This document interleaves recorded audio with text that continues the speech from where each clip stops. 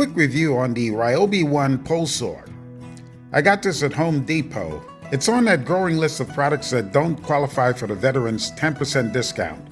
The unit went for $129 and contained everything except the 18-volt battery and charger.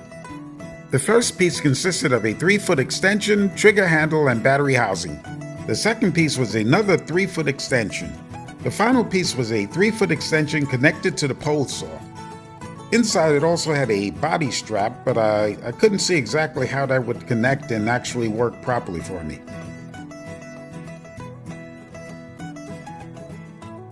I decided to put all 3 sections together just to get a general feel of the tool. I will be making a few cuts later just to check the full operation of the tool, but I'm sure I won't be needing all 3 sections for that. To connect the sections, the contact points have to be in a specific point.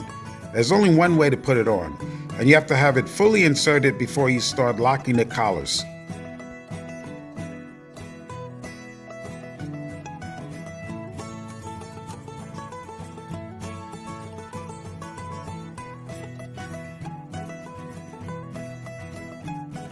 It does come with a small plastic blade guard.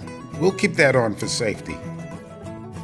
It'll also help from scratching up my table while I assemble the parts.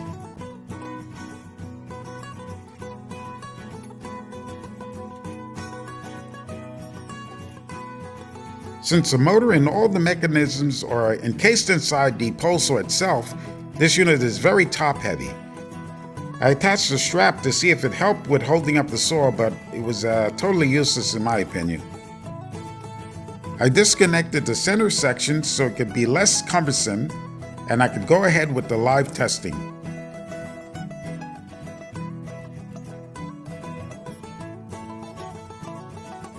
I could finally attach my 18-volt battery.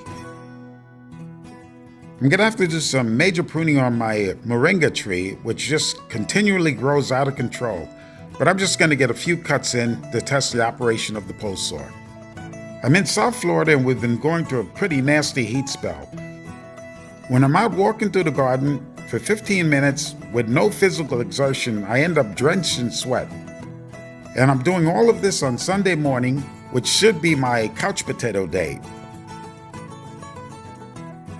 I'm happy to say that my new Ryobi pole saw worked out perfectly and saved me a lot of time and effort. I'll finish up this moringa tree tomorrow. Time to get back to my scheduled activity for the day.